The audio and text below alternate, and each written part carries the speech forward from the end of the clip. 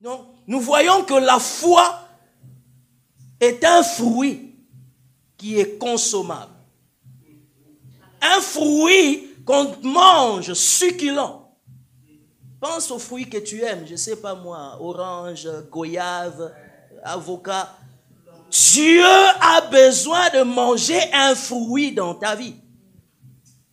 Et nous disons toujours que le fruit manifeste l'état de maturité.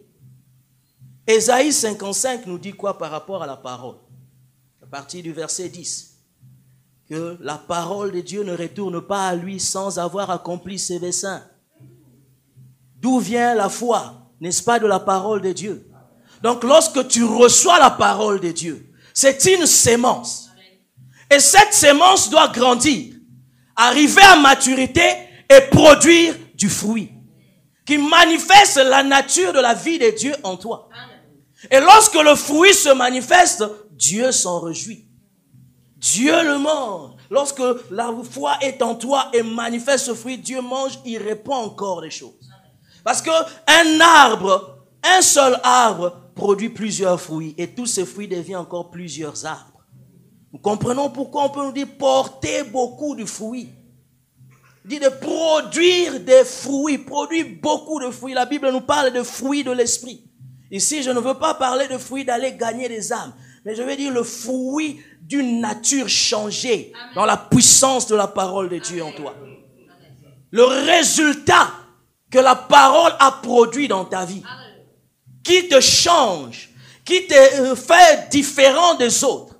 Nous sommes tous dans le monde, nous sommes tous dans l'église, mais tous, nous ne vivons pas la grâce de Dieu de la même manière. Pourquoi? Notre foi n'est pas au niveau de la grâce de Dieu. Dieu nous attend à ces niveaux-là. La foi, dans le chapitre 11, nous avons lu ici, que Enoch a été enlevé. Dieu a enlevé Enoch pour qu'il ne voie pas la mort. Mais avant cela, il a reçu le témoignage qu'il était agréable à Dieu. C'est pourquoi le verset 6 dit que sans la foi, il est impossible d'être agréable à Dieu. Ça nous fait penser à ce texte du psaume qui dit « Fais de l'Éternel tes délices, il te donnera ce que ton cœur désire. » Être agréable à Dieu, c'est recevoir l'approbation du Seigneur. Être agréable nous ouvre les portes dans la présence de Dieu. Être agréé, c'est être accepté dans la présence de quelqu'un. Si Dieu t'agrée, c'est-à-dire qu'il ouvre les portes pour que tu t'approches de lui. Et quand tu t'approches de Dieu, les merveilles se manifestent. Donc la foi nous rend agréables à Dieu. C'est-à-dire que cela nous donne l'accès à Dieu. Dieu a toujours voulu être dans cette relation personnelle, intime, profonde avec l'homme qu'il a créé à son image, à sa ressemblance. À cause du péché, tout cela a été détruit. Mais le Seigneur est celui qui restaure toutes choses. Il restaure toutes choses. Lorsque la foi est produite en nous, nous sommes rendus agréables à Dieu. C'est-à-dire que nous accédons à sa présence, n'est-ce pas? Et quand tu as accédé à la présence de Dieu, tu le contemples. La foi t'ouvre les portes. La foi te permet de contempler Dieu. Et lorsque tu contemples Dieu, un grand résultat qui nous dit la Bible dans 2 Corinthiens 3, c'est que nous sommes transformés dans la même image. Alléluia. Dans la même image. Lisons ce texte dans Romains 8. Romains 8, verset 9. Romains chapitre 8, verset 9.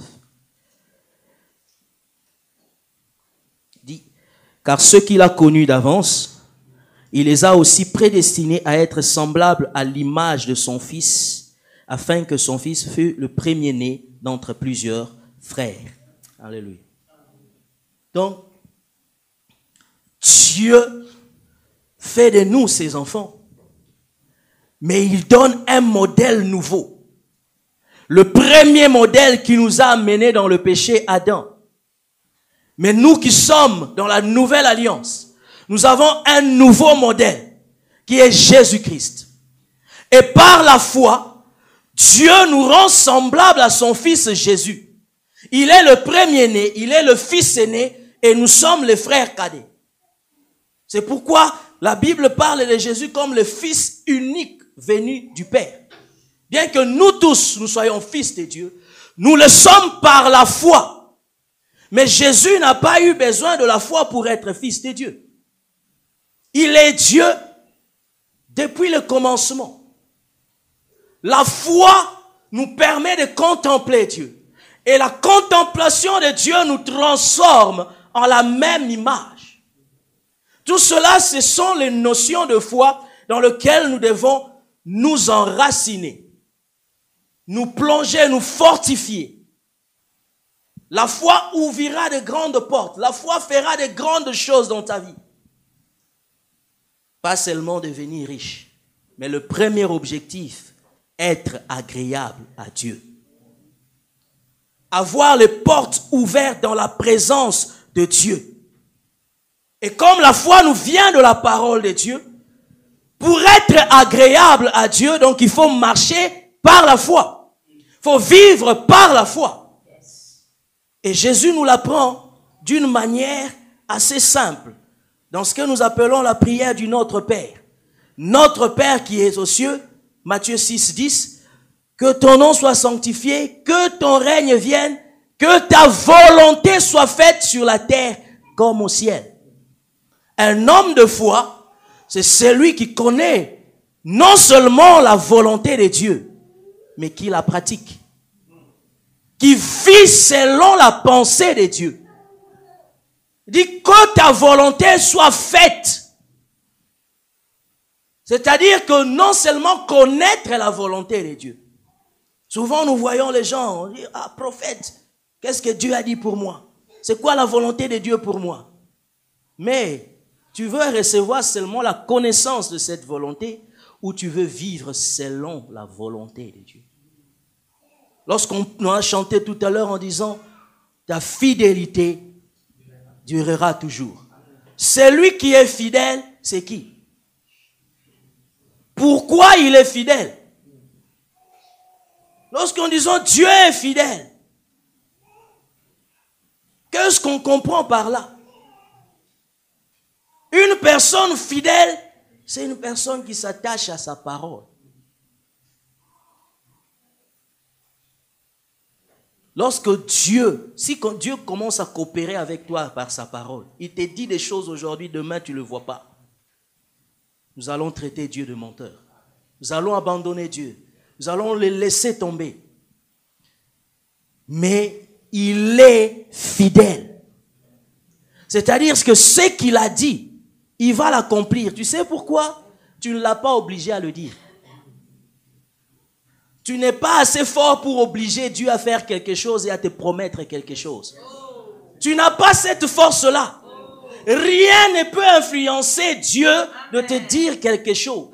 Tu peux te mortifier. Tu peux te sacrifier. Mais si Dieu dit,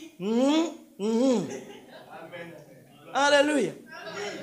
Assure-toi seulement que ta volonté, ton sacrifice soit dans la volonté de Dieu. Dieu marche dans sa volonté. Il marche dans sa pensée. Il marche dans sa parole.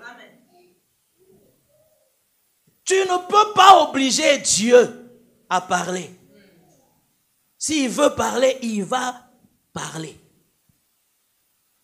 Et quand il va parler, sache une chose, qu'il le réalisera toujours. Il le réalisera toujours. Il ne parle pas parce qu'il est ivre. Nous parlons parce que on t'a fait plaisir quelque part, tu as bu, tu es saoul. Toutes ces choses-là nous font parler. Tu peux bénir même quelqu'un qui n'avait pas besoin de la bénédiction. N'est-ce pas? Jacob a pris le droit d'aînesse d'Ésaü. Il a reçu tout ce qui s'attache à la bénédiction. Alléluia. Mais on n'arrache rien de la main de Dieu. On n'arrache rien de la main de Dieu.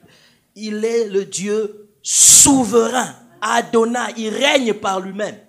Rien ne peut l'influencer. Donc s'il a dit quelque chose, il le dit souverainement, volontairement. Et il va manifester son autorité pour le réaliser.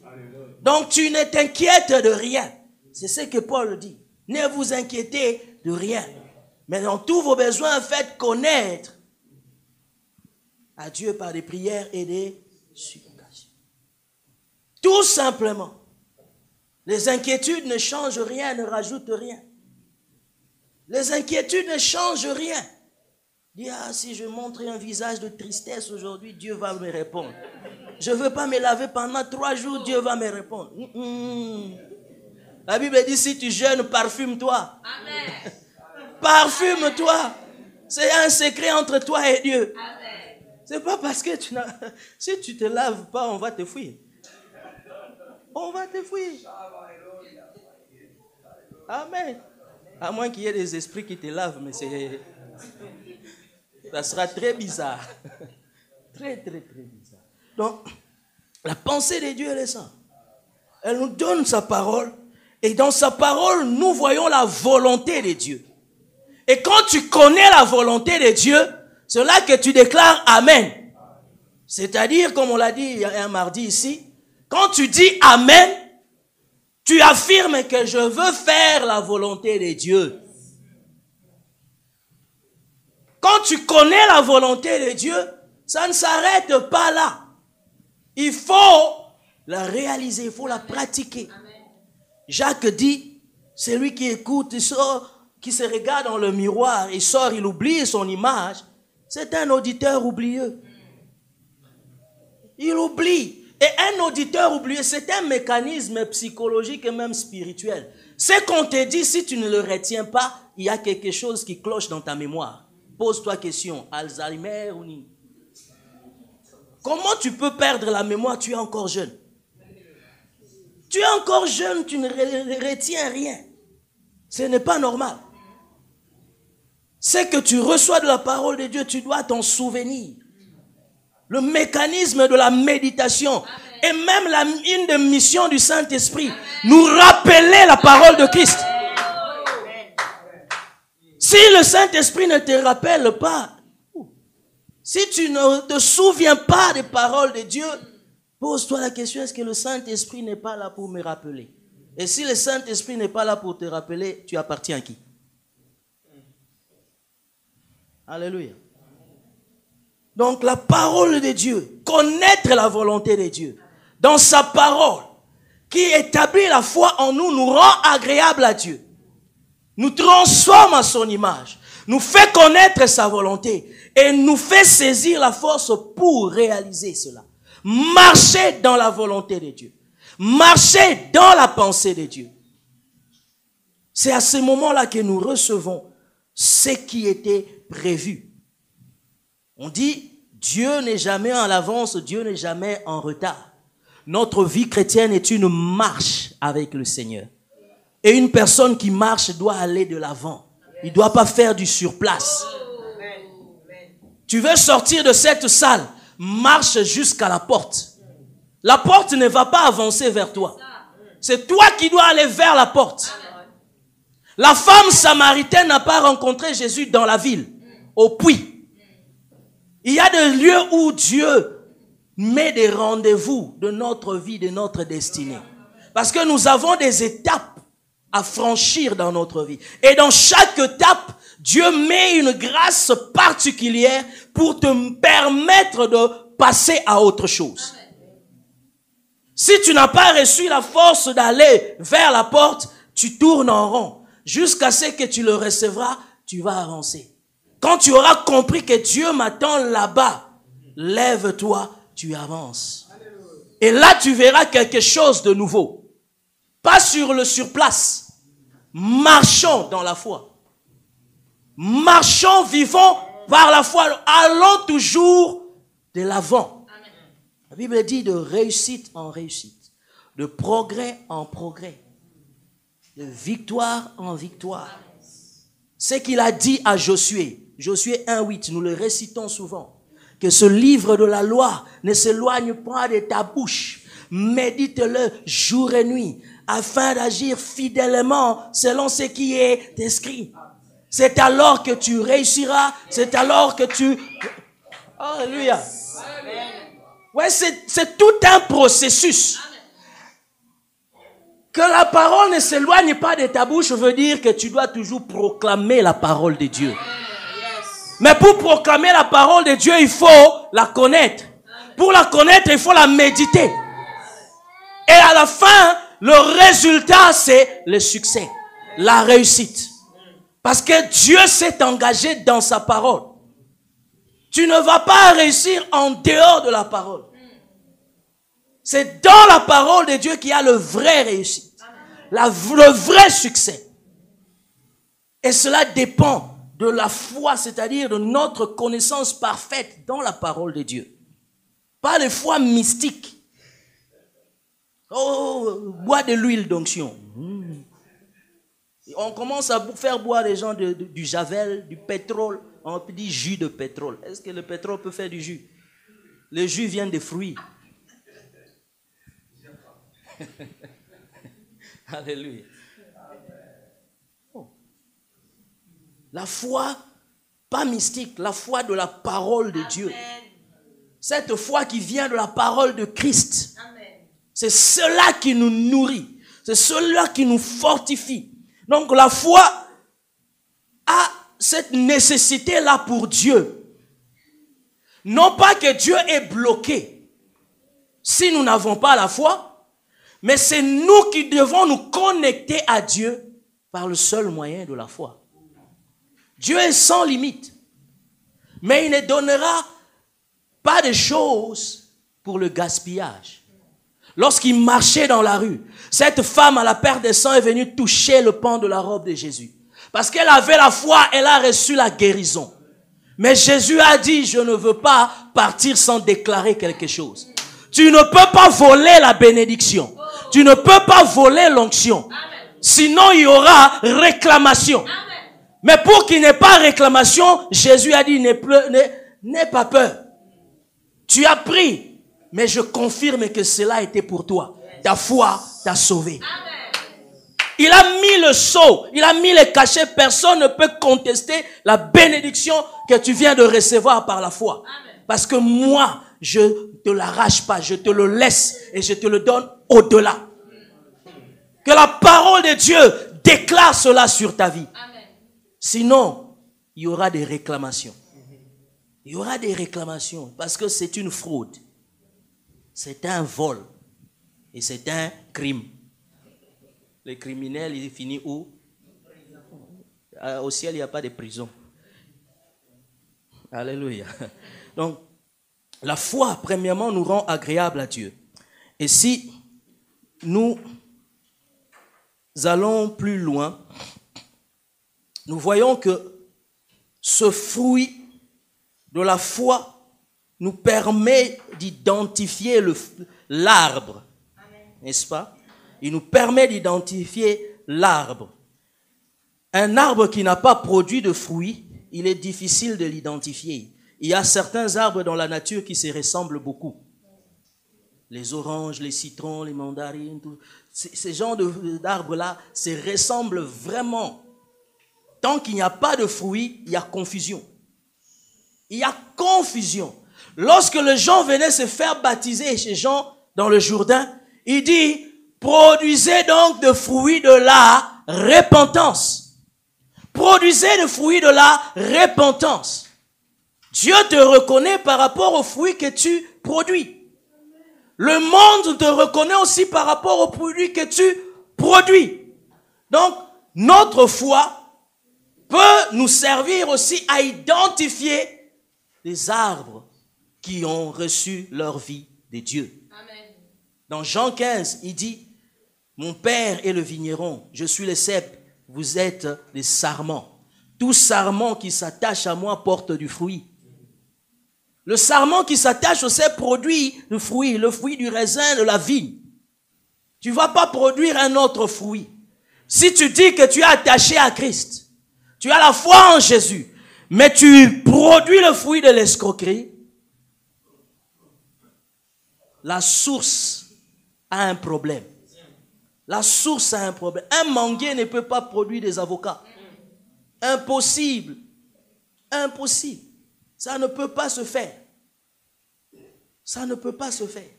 Et nous reconnaissons cela par leur fruit, le fruit de leur foi.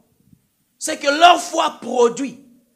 C'est qu'ils vivent dans leur vie de tous les jours, dans leur relation avec Dieu. Comment ces gens-là partagent la parole. Vous voyez, même dans le domaine des faux prophètes, leur foi peut les identifier. Leur foi peut les identifier. Le fruit te permet d'identifier un arbre. Donc il y a l'identité. Connaître réellement la personne. Connaître réellement la personne. Donc lorsque Christ s'approche de cet arbre, nos vies sont représentées comme des arbres dans la Bible. Lorsque nous lisons Ésaïe chapitre 5, Dieu parle de son peuple comme une vigne. Il a pris soin, il a nettoyé, il a protégé. Mais cette vigne ne produit rien de bon. Il ne produit rien de bon. Le fruit te rend utile à Dieu, aux hommes. Quand tu produis de fruits, tu es utile. Mais de bons fruits. De bons fruits. Quand tu produis de mauvais fruits, tu n'es pas utile. Tu chauffes le banc, tu occupes la place, on va couper et remplacer. On va couper et remplacer. Donc cela permet d'identifier la personne. Christ voulait identifier cet arbre qui a beaucoup de feuilles au loin, parce qu'il a vu la feuille au loin. Il a vu l'arbre au loin. Ce qui l'a attiré, c'est l'abondance des feuilles. Les feuilles, quand le vent vient, les feuilles bougent. N'est-ce pas? Les feuilles bougent. La Bible dit que nous ne devons pas être comme des enfants emportés à tout vent de doctrine. Quand tu n'es pas enraciné dans la foi, tu ne portes pas de fruits, tu n'es qu'un arbre avec des feuilles qui suit le mouvement du monde. Et quand Christ voit tout ce que tu fais, il s'approche de toi, ce qu'il va chercher, c'est le fruit. Et quand tu ne trouves pas le fruit, il sait que tu n'as pas reçu sa sémence. Il ne t'identifie pas à lui. Donc toi, tu restes, tu es déclassé. Et lorsqu'un fruit est produit, cela nous permet d'identifier aussi les saisons. Le temps. Dieu nous a créés et nous a mis sur la terre. Et sur la terre, il a créé les jours, les heures, les semaines, les mois, les saisons. Marcher avec Dieu, marcher dans les saisons de Dieu. Une saison est passée, tu dois aller de l'avant. Mais toi, tu préfères rester bébé. Tu préfères rester enfant. Il faut marcher, sortir du désert. Toi, tu te plains encore de tes concombres qui étaient restés en Égypte.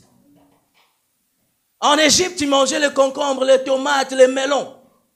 Arrivé dans le désert, au lieu de continuer, c'est une saison à passer. Pendant ce moment-là, Dieu est en train de former, de te préparer, parce qu'il t'emmène dans un lieu où coule le lait et le miel.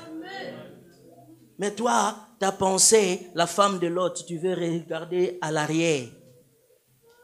Quelle est ta saison?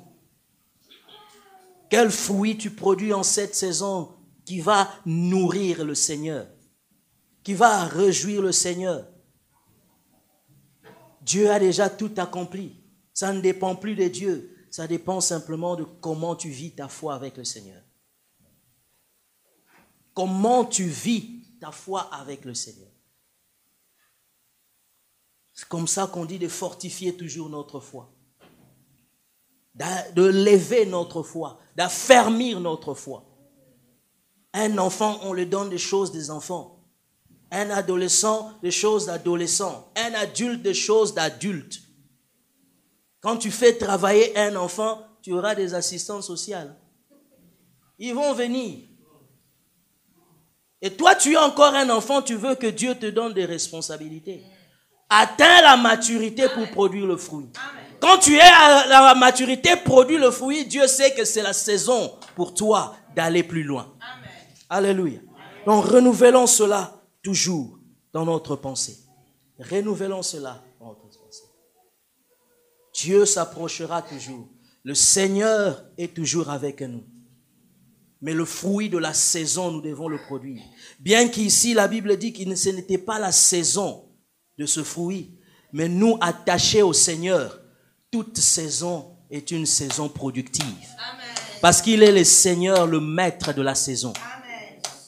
Il ne dépend pas des temps, il ne dépend pas des saisons. Amen. Mais il est celui qui crée des nouvelles saisons pour nous. Que les gens ne te disent pas que tu es dans une période de sécheresse. Dieu change le désert en jardin. Alléluia. Si on dit que tu es dans la sécheresse, dis c'est le temps que Dieu change cela. Alléluia. Quelle est ta saison? Et quel fruit tu produis en cette saison? Dieu veut manger quelque chose.